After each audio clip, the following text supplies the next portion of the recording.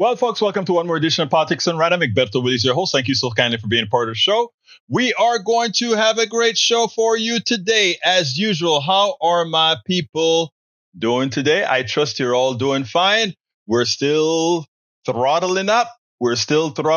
Getting to make sure that folks are start to show up. Welcome aboard, Yvette Avery Herod from Atlanta, Georgia, and El Señor Michael Rudnin from Brooklyn, New York.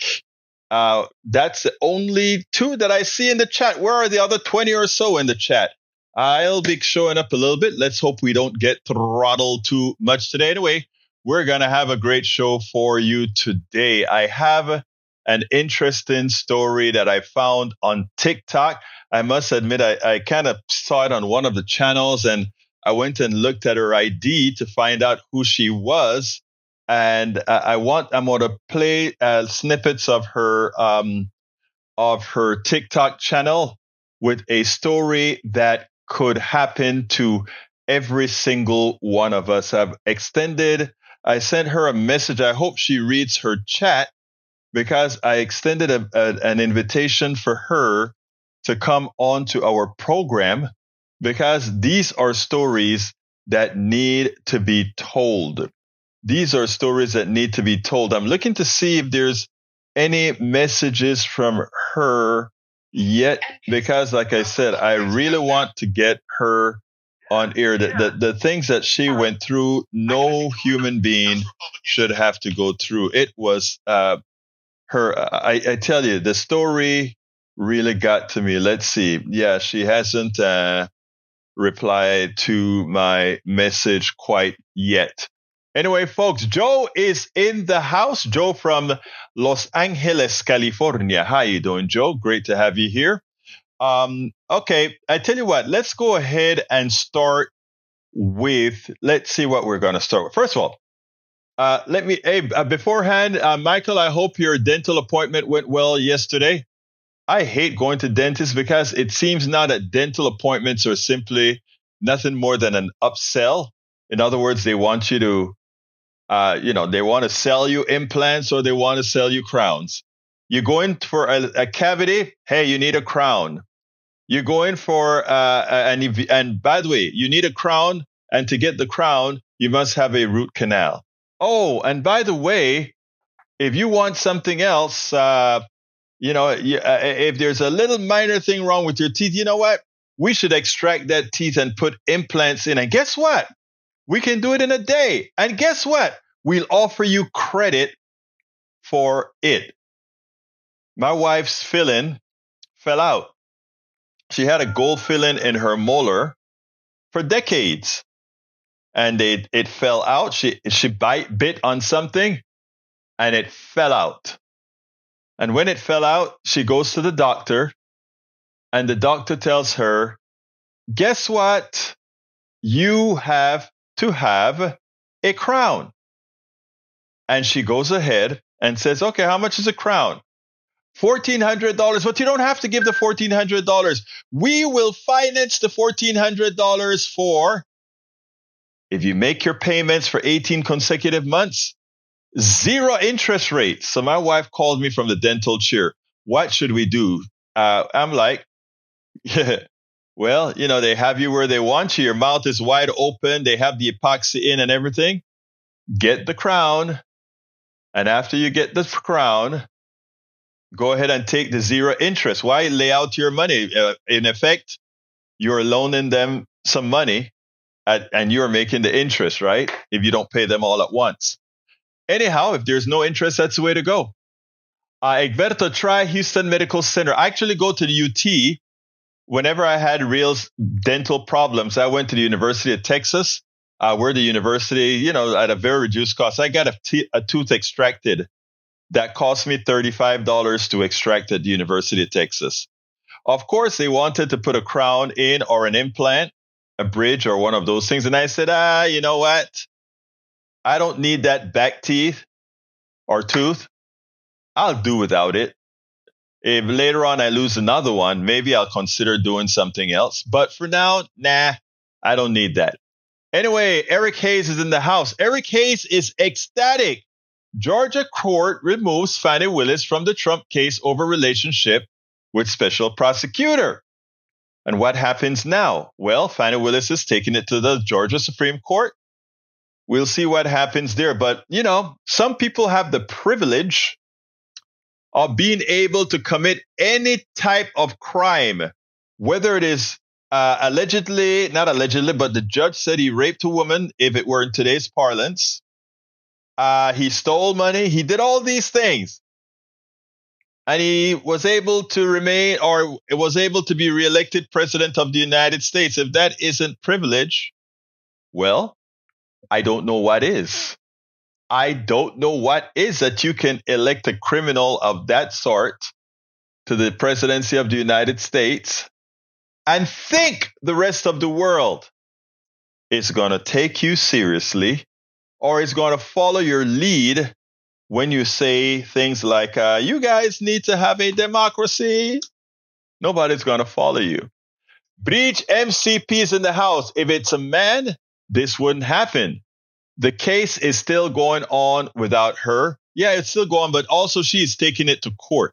She's going to the Supreme Court. Let's see if the Supreme Court does their job. The Georgia Supreme Court, that is. Let's see if they'll do their job.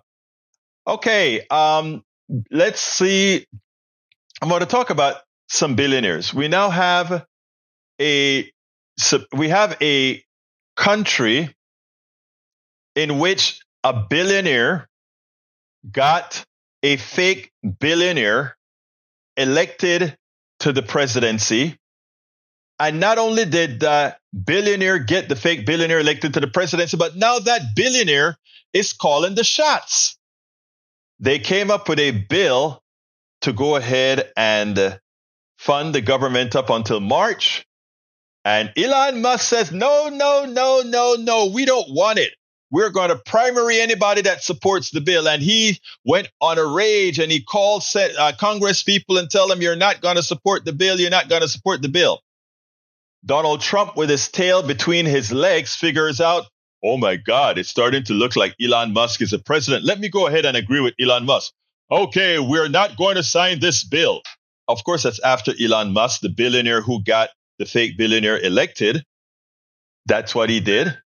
Now, after that, Trump wanted to one-up everything, right? So what does he say now? And you know what? We want to change. We want to include in that bill the increase in the debt limit.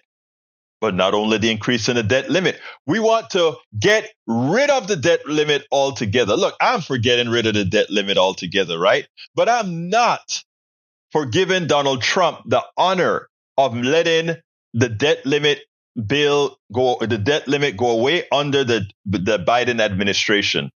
Let it be that Donald Trump, if he wants the debt limit gone because of the wild spending he's going to do by getting rid of another $2 trillion worth of taxes, by all means, let Donald Trump be the one who removes the debt ceiling. All right. Egberto, try Houston Medical. I read that one already. Michael says, I had a chipped tooth. Doc fixed it perfectly. Yes, it was expensive, but I'm feeling much better. I'm curious, what does expensive mean, Michael? How much did they charge you? And did they just put epoxy on it?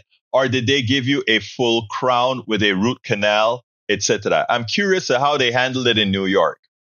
All right, let's see. Dental schools are great, but it says, have gone for years. They even take insurance. Well, interestingly, Bridge, if I'm not mistaken, when I had my tooth problem, I think you are the one who recommended that I go to the universities, and I went to the University of Texas, so I don't know why I didn't think about it. I think you're the one who recommended that I do that. All right, let's see what else we got here. Joe says, I'm with you. I went to USC Dental. It takes longer, and I don't get any extra. The root canals and bridges can just be too complicated and have long-term infections. Yep. I didn't want to deal with any of that. I have a root canal that has never taken it. It gets infected every so often. The tooth fix was $200. Feel like cement without a crown. Oh, wow. That was cheap. $200 to fix your chipped tooth. That's not bad. But if it feels like cement, they may do that to try to get you to get a crown later on. Let's see. Start calling him President Musk and VP Rump. This will piss off Rump so much he wouldn't be able to handle it. Well, I think that's a good idea. We should have everybody in the progressive media doing just that. Lee Grant, how you doing? Lee Grant from Montgomery County is in the house. All right, let's get this fired up. Billionaires are now taking over the government, okay? Billionaires are taking over, in effect, all that we do. Again, as I mentioned, Donald Trump, not Donald Trump, but Elon Musk decided that the bill was not going to be going through. And guess what? The bill didn't go through. I want you to listen to what Robert Reich has to say about billionaires running our country, because it's a sad shame, but it's a reality. It seems the further we get into the nominations, the more we see that this really is looking more and more like an administration, a government for the billionaires and by the billionaires. So what do you find to be the gravest threat of such an accumulation of wealth at the top of the United States government? Well, Joe, good morning, and Mika, good morning to you. I think the biggest problem with having so many billionaires at the top of government is that billionaires don't exactly know how normal people live. But secondly, and perhaps more importantly, the way people get to the top of the Trump administration is by providing a lot of money. I mean, Elon Musk contributed, the latest data I've seen say that Elon Musk contributed something in the order of $277 million to getting Trump elected.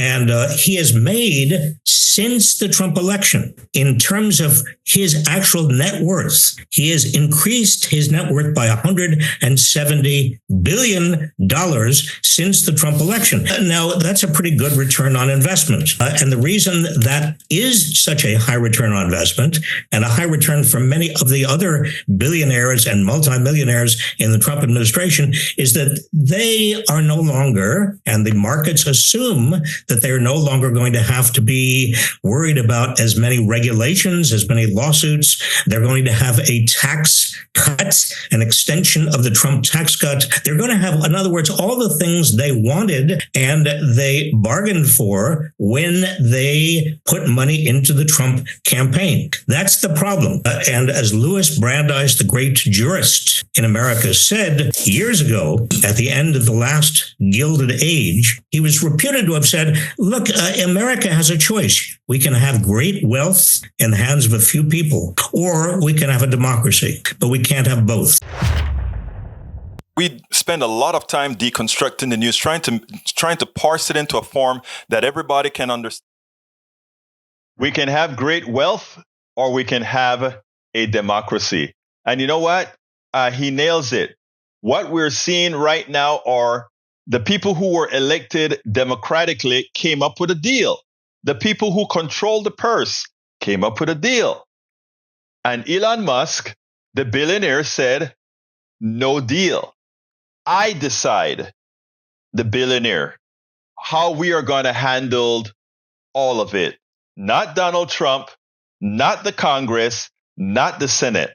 Me, el señor Elon Musk. I mean, it is shameful. It is shameful. Anyway, welcome aboard, Stygian Burger Creek. Welcome to Politics Done Right. She says, it hasn't even taken power yet, and we already clearly see how it cares only for its rich friends. I hope America can survive the next 4 years. Oh, we'll survive. We'll decline, and we'll have to build up from that decline once again, but we'll come back. Like I've told everybody, we have to remain engaged. That's what we got to do. We got to remain engaged. Corrupting our government has a high return on investment, all right. It's the people who pay in the end. If we need to keep big money in politics, absolutely. One of the important things that we need to do is remove money out of politics. We've been working on that for decades now with Move to Amend and other organizations. How is it going to happen? We have to get it to happen at some point in time. Anyway, I want to bring you another story. And this story is about a young lady, okay? And this young lady had an appendicitis. And the appendicitis was, 3 days before when the pain started. She was also pregnant. She went to the doctor and they sent her home. That's not really anything. You're just fine. She kept on getting sicker and sicker. They finally took her to the hospital. The hospital then realized, oh my God, this is a serious case of appendicitis. They had to ship her to another hospital. That meant taking a trip to another hospital. It turns out this hospital was out of network. I want you to hear her story. I swear, I hope at some time I can bring this woman on, because her story is not solely her story. Her story is a story that will affect at some time a large percentage of America. So listen to this TikTok. I'm going to play. I think I got it set up correctly, and we'll take it on the other side. Recent death of this United Healthcare CEO, I feel like I need to air my dirty laundry. It's been 5 years in the making. December of 2019, I was 20 weeks pregnant. First of all, let me just say this video has all the trigger warnings, every trigger warning. So just proceed with caution. I had excruciating pain in my right lower quadrant of my abdomen, and I was 20 weeks pregnant. I went to the ER in my town that I lived in, and the nurses and physicians there were atrocious to me, humiliated me, told me that I was exaggerating and that I had a UTI and that the blinding pain I was experiencing was actually the baby sitting on my bladder, and they sent me home. So fast forward 3 days later, and I felt like I was dying. My husband took me back to the ER, and a different ER physician who was very compassionate confirmed that I had appendicitis, not a UTI. So I'd been sitting at home with appendicitis for 3 days.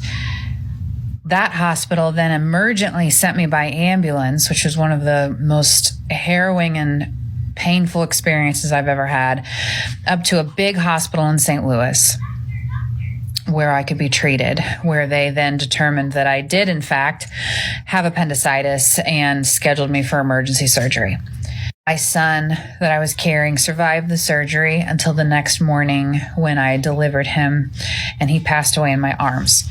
About 45 minutes after I lost him, I suffered a pulmonary embolism and lost about 3 liters of blood. So I had to have an emergency D&C because I couldn't deliver the placenta.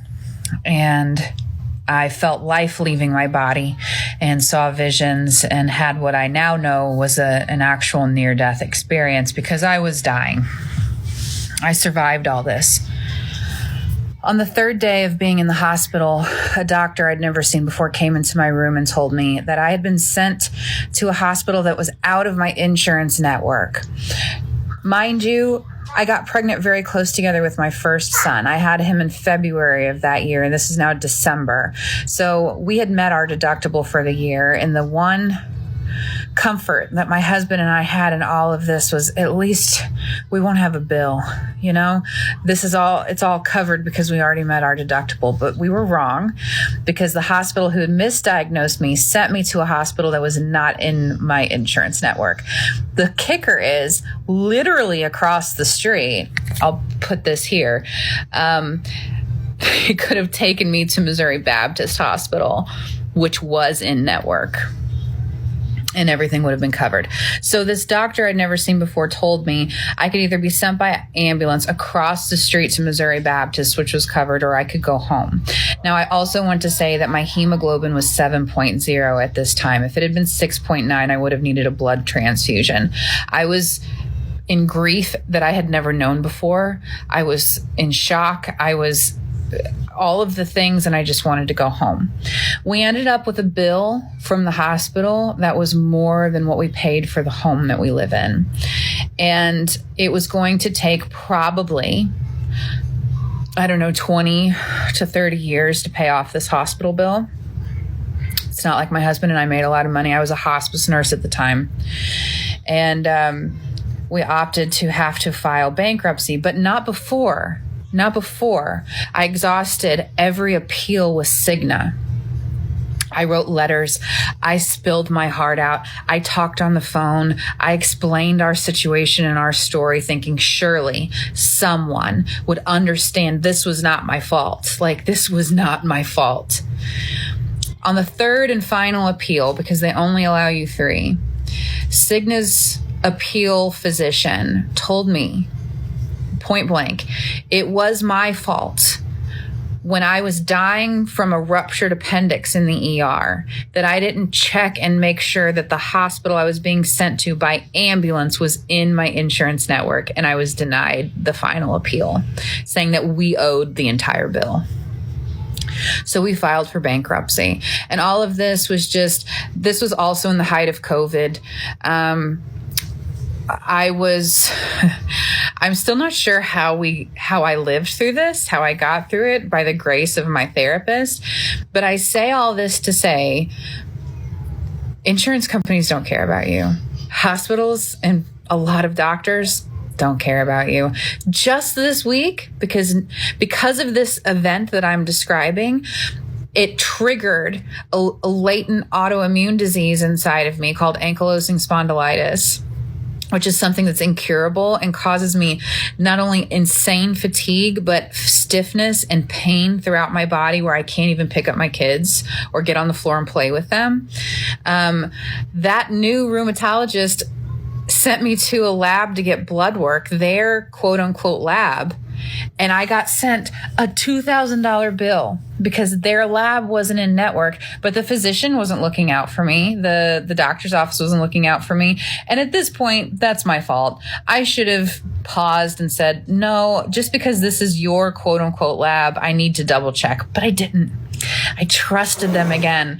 So all of this to say, you have to be your own advocate. And how can you be your own advocate when you're in the middle of a life or death health emergency? I don't know. It's beyond me. I couldn't even think straight. So I don't know how I was supposed to, call my insurance and say, hey, can this ambulance take me to this hospital? But apparently it was my fault. So, there's all this uproar about people thinking it's hysterical that this man was murdered and lost his life. And I'm a love and light kind of person. I care about humanity.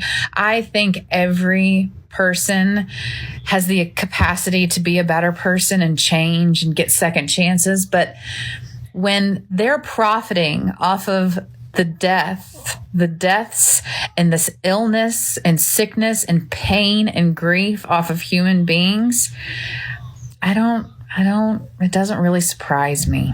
With the recent death of this. You heard what she said.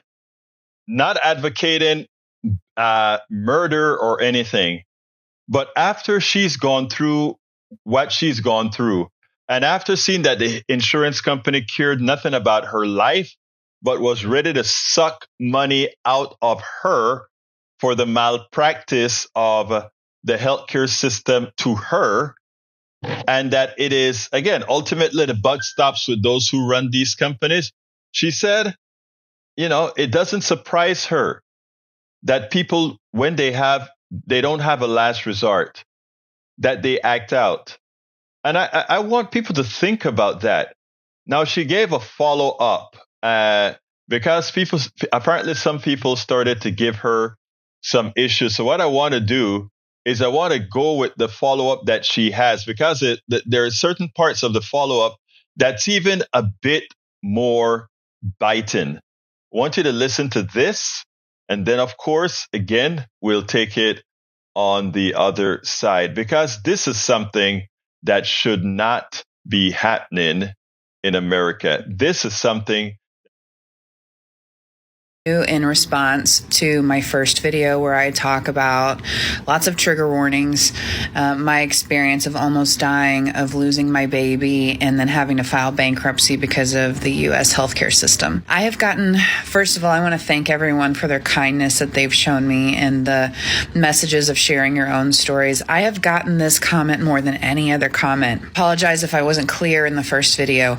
I am still 5 years later in an active lawsuit against the first hospital that misdiagnosed me and, in my humble opinion, caused the death of my son and almost myself, along with the cascade of health problems that I'm still dealing with, the grief, the insurmountable grief.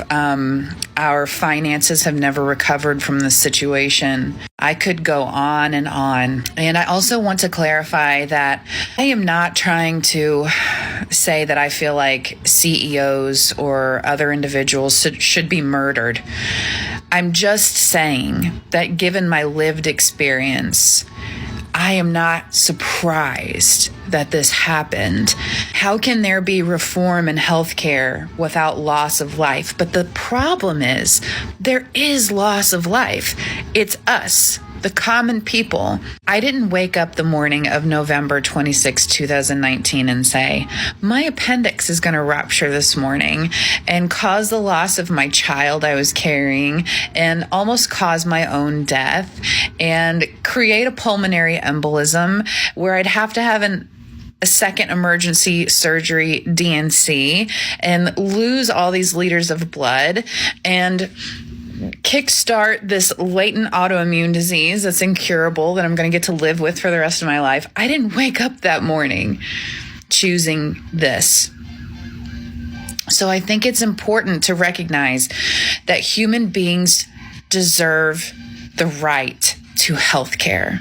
When you place profit above people, you are saying that my existence only serves to benefit the few, millionaires, multimillionaires, billionaires. And so that is why I shared my story, because it's important for our stories to be heard and shared. That my situation, unfortunately, is not an isolated case. Human beings and their grief and their lived experiences deserve to be heard and seen, and there needs to be reform.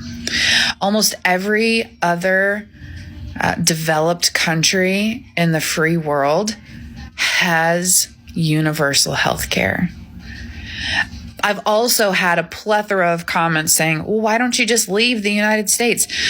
The United States literally has made it where you are living paycheck to paycheck. Most people are lucky. Most people are lucky to be living paycheck to paycheck in this country.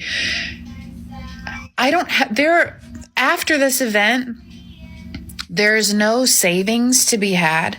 There's no out from this country. I live in fear that something could happen to me or one of my loved ones again, and then I don't know what. I also wanted to mention that in this event that occurred in 2019, my husband and I were paying, it was either between $500 or $700 a month for Cigna insurance to be denied.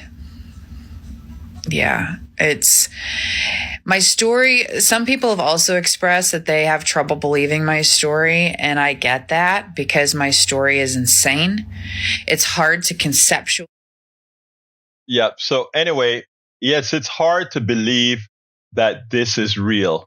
But you know what, folks? It is real. We've gone through it ourselves in as much as we've had insurance and had to fight these guys to the nail. Not only the insurance company, but the private emergency rooms, etc., etc. Bridge MCP points out something that is very important, and that is women get a different treatment than men get at hospitals. In her case, she had a heart attack. The guy next to her had heartburn. Of course, he got care. By the time they got around to her, they found out she was the one with the heart attack. The guy who got all the care was the one getting the getting the real cure for something. Anyway, Bridge, Mr. Rattner would like us to put this on the screen. Let me get it up on the screen for you, Mr. Rattner. That is how we live today with the average working middle class, the wealthy, the billionaires. They are living on the backs. I repeat, they are living on the backs of the middle class. Don't ever let anyone tell you otherwise, folks. That is where we're at today. All right, what else have we got here? Why is it that some doctors refuse to accept when a patient tells them they are in extreme pain? Again, a lot of them, I imagine, don't want to give you pain medication because of the Oxycontin kind of thing, right? Michael Rudden says, F in hell, medical bankruptcies is such an immorality, and it's uniquely an American problem. Very true. Let's see what else we have here. Bri says, most doctors disregard women's pain. I was admitted to the ER at the same time as this man. He was next to me. I heard all that was said. Yes, no one spoke to me. Same symptoms. I finally yelled out, hello, heart attack here. Doc ignored me and took man upstairs for his chest pains. I already having one heart attack, was ignored for 40 minutes. Then they came to me. That's sad. And then she closes. By the way, I was having a heart attack. The man was having heartburn. Patrick Magner is in the house. How you doing, Patrick? He says, half the households diagnosed with cancer file for bankruptcy in the first 3 years after diagnosis. That is a sad statement, isn't it? Michael says, Steigen, I support ending the drug war, which means legalizing most painkillers. When legalization happens, addiction rates tend to stay the same. Almost goes without saying. I'd rather have people find the underlying cause of their pain than treating the symptoms with heroin or the like. Very, very true. We were talking about billionaires earlier on today, and I just cannot understand why most of us, for some particular reason, believe in a capitalist society that having capital means you know something, or that raising capital means you know something, or that, earlier today, I heard I think it was Garrett Haight on MSNBC talk about how brilliant Elon Musk is. And to which I sent him a tweet, and I said, please explain to me what is something brilliant that he did. Please explain to me what brilliant thing did he do. Again, the space technology that he's used is technology we've developed since the 60s and 70s and 80s and 90s. I worked on the space station in the 2000s. Actually, I think I worked on the space station in the 1990s time frame. Okay? Likewise, his electric car wasn't his, it's bought. And what propped up the electric cars, again, is government subsidies. So please explain to me why we contend that this guy should have the right to run our government unelected without understanding how government works. But that's what's really happening. And you know what else is happening? The conflict of interest. This guy, since Trump got elected, his worth has gone up. One of the things that proves the stock market is nothing more than a gambling casino, because nothing happened. No money changed hands. No new product got built, but his wealth doubled. I want you all to think about that. You go to work every day with your hands, with your mind. You make things happen. You could not possibly get your wealth to double or your wealth to go up. But this guy, because, again, he's a capitalist who has a whole lot of stocks, and suddenly people think that he's going to get a break because he's going to be working in the government and giving himself all kind of breaks and giving himself all kinds of subsidies. Now, we're going to be unabatedly making money. That is a fraud that is our system. I want you to listen to how Steve Rattner points out the sad state of this guy's billions going up and up and up. Check this out. We'll take it on the other side. Donald Trump's election win has been extremely profitable for Elon Musk, whose net worth has grown by $276 billion since November 5th, meaning Musk's net worth now has inched closer to nearly $500 billion.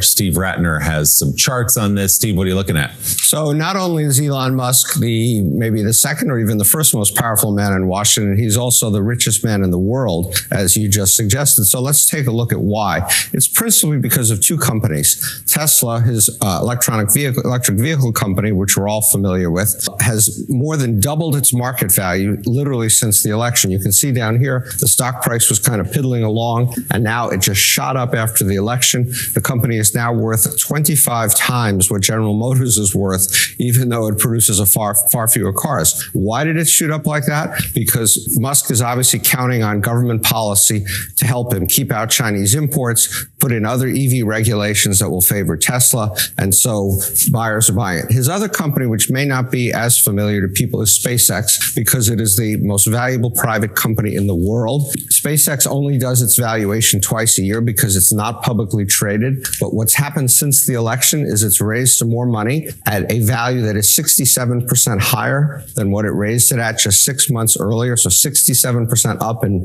one 6 month period. Why is that? Because SpaceX obviously is heavily dependent on government contracts and government support for its launches. In fact, the new head of NASA, the proposed head of NASA, has been on a SpaceX rocket twice and is an investor in SpaceX. So kind of imagine they're going to get more or less what they want. And so that is now a $350 billion company, the most valuable private company in the world, as I said. So when you put it together, what do you have? Musk has Tesla shares. He's got SpaceX. He's got Tesla options, which are just another piece of this puzzle. And then he's got a bunch of stuff that looks pretty small here, but it's 7 billion, it's 13 billion, it's 25 billion in OpenAI, in X, as we know, in some futuristic things called the Boring Company and Neuralink, all of which have gone up enormously in value. And so, as you said in your lead-in, what's happened? His net worth has gone up 135% since the election, $276 billion.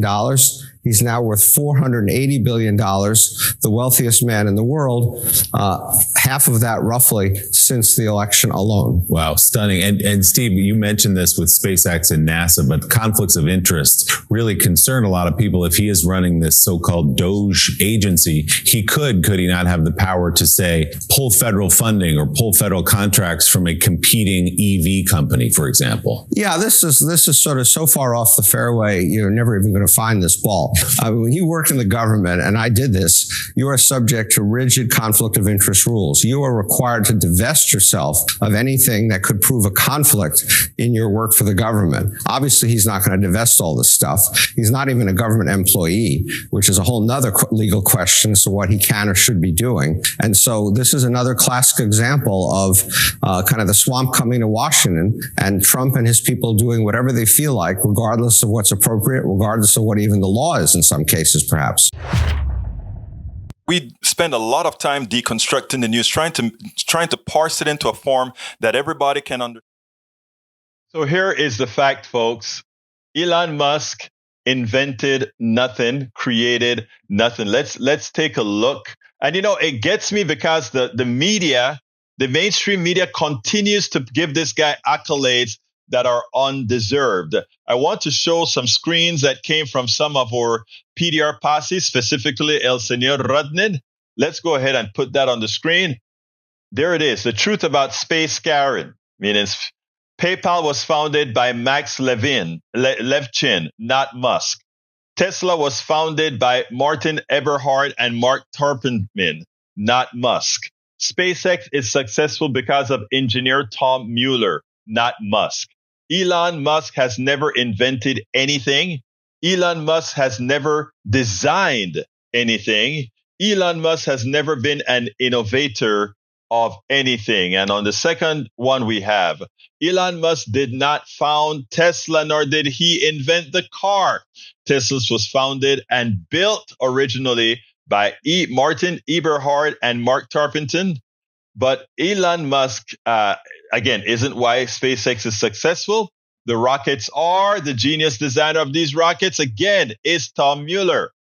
Elon Musk is not a genius and he invented nothing. Elon is just good at finding opportunities and stealing the credit when he buys his way in. So those are the facts. And that when I talk about a lousy mainstream media, the mainstream media allows Donald Trump to get off as if he is a successful businessman. And of course, people go ahead and give him credit for being a successful businessman. He never was. Now we have Elon Musk, people coming to believe that he'll be able to accomplish something in government. Of course, he can't because he's not competent enough to do that. So folks, we got to smarten up about these fake folks that are trying to make it seem like they know something. But anyway, we have a new limerick, new extended limerick from our poet laureate, El Señor Tom Cizek. Oh, not Tom Cizek. Oh my God, Tom, don't shoot me for that. Tom Zarnik. Here we go. It goes like this. Trump and his cronies care nothing about the nation's health. All they desire is power and unlimited tax-free wealth. Is Elon Musk the epitome of plutocratic greed? Makes you wonder how much plunder does one person need?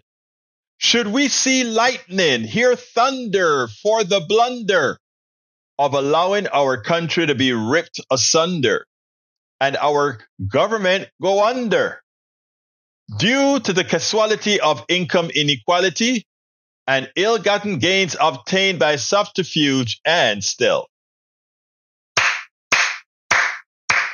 Man, that's another good one. You struck again, my brother. You struck again. But we expect no less from you. We expect no less from you, my brother. All right. Michael says, yep, that's business. All right. The managers take the credit for their employees' labor. And that's what we're saying, right? We're saying that but why it works is that we constantly refuse to call it out. And we also have a media that kowtowns to these guys. I am willing to say it. These guys are not geniuses. These guys are not intellectually smart. These guys are parasites. Look up the definition of parasites, and you see that there could be no other qualification for these guys. Parasites. They all are. They depend on skimming a piece of yours continuously, irrespective of how much they make. And after they make all that money, they have no desire, none whatsoever, in paying it back to society that has made them who they are. It's a shame on that. Anyway, anyone want to give us a call? Give us a call at 281-823-7747. I'm done with all the videos. 281-823-7747. Una vez más lo voy a repetir. 281-823-7747. And that is 281-823-7747. If you want to give me a call, if you want to make a comment about today's program, let us have it. I had another rant to give, but I don't think I have enough time and I really haven't processed it yet. So give me a call. Let us talk.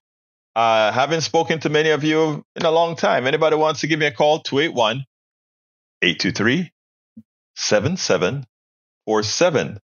I drink your milkshake. Oh, what milkshake is that? I hope so. It's not milkshake that I give, though. It's actual statements of fact that is generally verifiable. And you guys know that.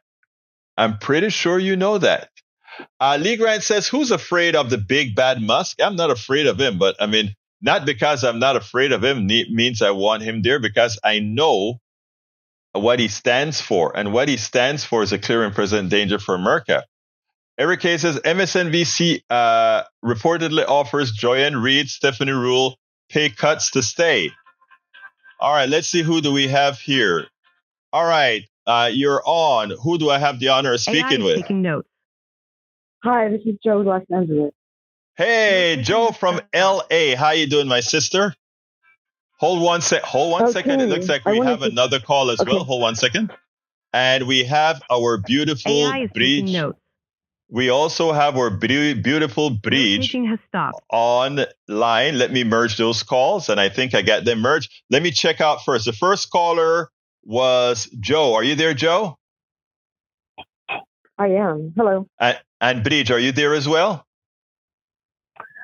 Yes, I am. Great, it's working. Okay, let me hear your word, Joe. Okay, I just wanted to comment on the medical situation with insurance. Mm-hmm. I didn't have insurance, and I had a friend who had some money and paid cash for me to go see a doctor. Mm-hmm. And they saw me, examined me, and then wouldn't treat me. And I couldn't understand why. I ended up going to a veterinarian friend and getting antibiotics. But I found out later why. If you pay cash ahead of time, they still won't treat you, but they'll take your money for the exam. But their insurance won't cover cash patients. But they'll take your exam money. That's all I wanted to add. Oh, wait a minute. Let me see if I understand this correctly. I understand what they're doing. Let me tell you why.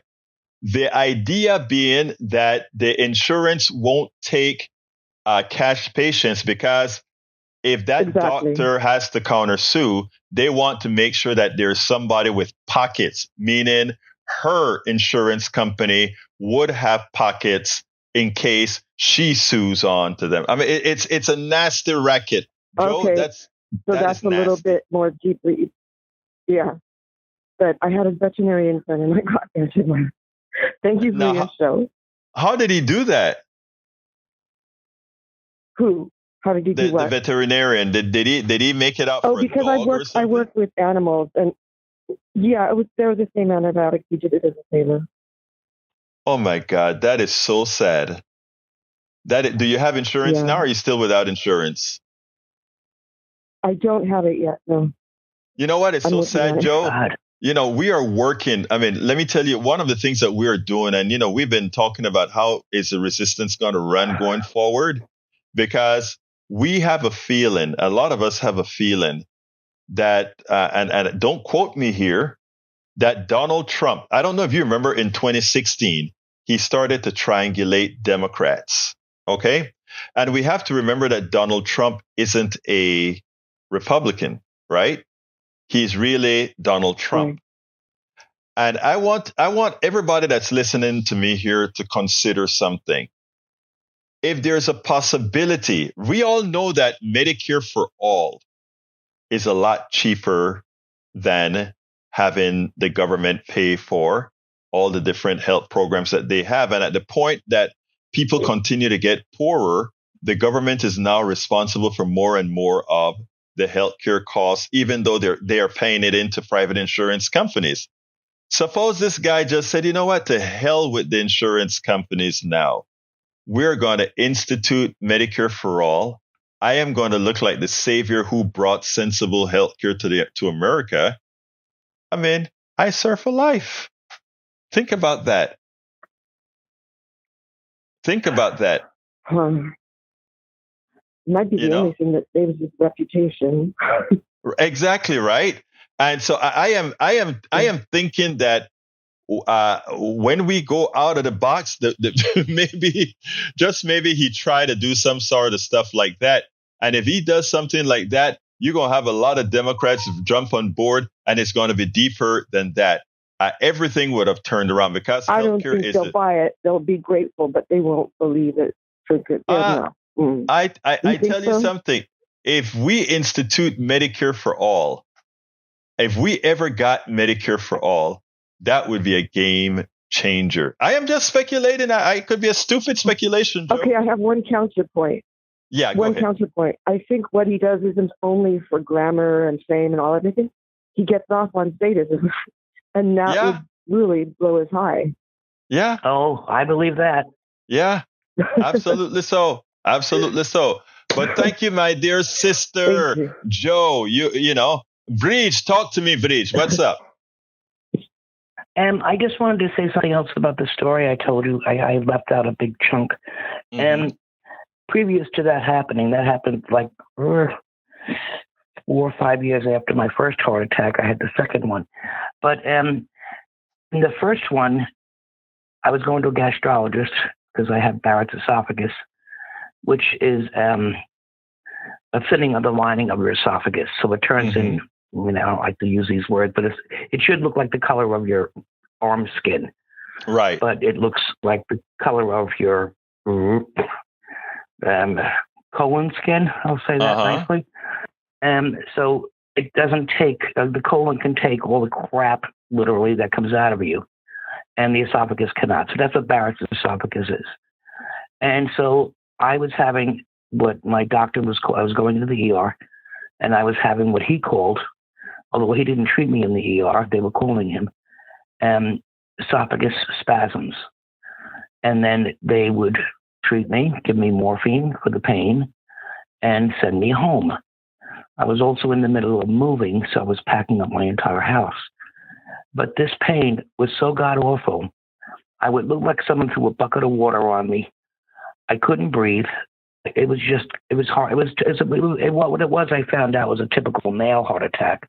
Women have sometimes different than male do. They get nauseous and tired and take a bath. Where men are probably curled up on a ball. But that's just a funny thing about men. But after 4 times of going, men have a cold and they're dying. So that's just a man thing. But anyway, after 4 times of going, the 4th time I decided not to go to the same hospital. I was tired of telling my friends to drive me. I was tired of going to ambulances. It was the middle of a nor'easter, and I went to a rinky-dink hospital. I call it a Broken Lake Hospital. It was so tiny, 1 level, really tiny, in the middle of a nor'easter. And at 4 o'clock in the morning, I got to myself driven there because my doctor did give me, the gastrologist did give me, it's an esophagus spasm stopper. It kind of mimics nitro, but it doesn't really. And he was like, "Oh, I didn't, this is just this. It's not your heart." Blah, blah, blah. And I got to the hospital. I couldn't stop the truck. I almost went right through the plate glass windows. I don't know how I don't remember how I stopped it. And even the lights were out. That's how small the hospital was. The lights were out in the ER. And they brought me in, and I was in the middle of a massive heart attack. That was the first one. Now, that doctor misdiagnosed me 3 times. 3 friggin' times. And, once I got in there, they put this gigantic, like a blanket nitro patch on my chest and transferred me to another hospital and whatever. And in the meantime, I had been telling my primary what was going on. And, okay, so I go to the hospital. They go through the whole, the wire up the arteries, that whole thing. And they put in 3 stents. It was very painful. The doctor was so cool. I loved him with his Converse sneakers and his rock music. A young guy. I was like, good, he plays video games. He's good at this. But he let me watch him put the wire up through my arteries. I could take that. I love that crap. And anyway, so when I got out of the hospital 5 days later, 2 black arms from all the needles, I came home and my family had come to help finish me packing. And I saw my answering machine on the floor, and there was a light blinking. I was like, oh, okay. And I just walked over there and played it. And it was my primary doctor. She had called 3 days or 4 days before, saying to me, I looked at your blood tests. Get yourself to a hospital. I think you're having a heart attack. It's not esophageal spasms. Oh, my God. Now, it was like the next day after I went to the hospital myself, that I drove there myself. So that doctor, everyone was saying, sue him. So I called him up and I told him what happened. And you have to remember, this doctor, we became friendly. I networked his whole office and all this crap. And he said to me, oh, I never checked you for a heart attack. I said, no. Because I never gave you nitro. I said, no. He goes, oh, that's on me. I'm sorry. You're sorry? So everyone told me, died. Right. But esophageal spasms can mimic a heart attack. Right. I think that's what his way of thinking was. But I sure as hell know there was no way he would have done that if I was a man.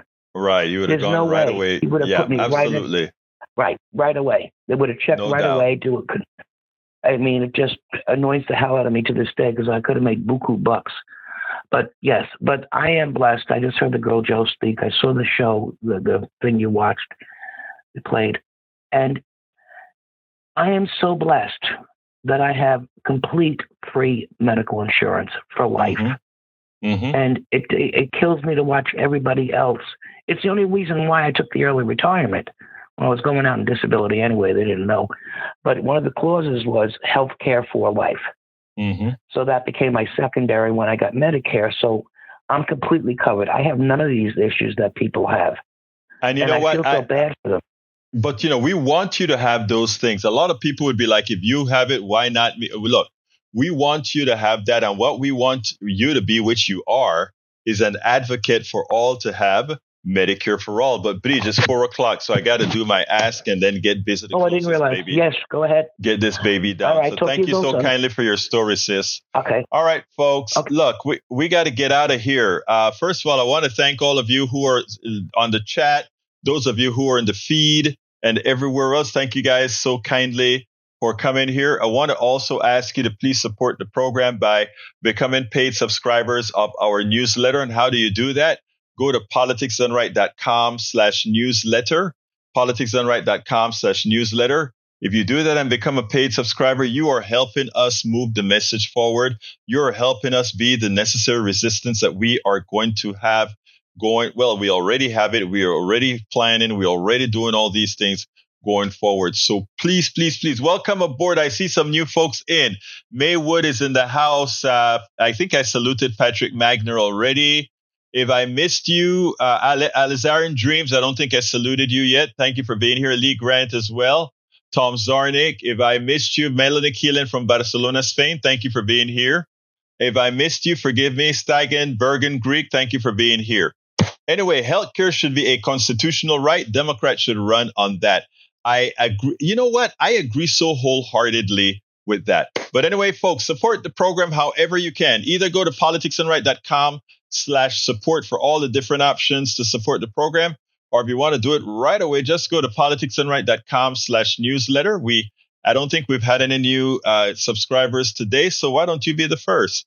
politicsdoneright.com/newsletter. Be the first today to subscribe. politicsdoneright.com/newsletter. Got to get out of here. My name is Egberto Willies. This is Politics Done Right. And you guys know how I end this baby. I am what?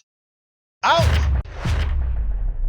We spend a lot of time deconstructing the news, trying to parse it into a form that everybody can understand. We try to find those little nitpicks where it flies above the fray, etc.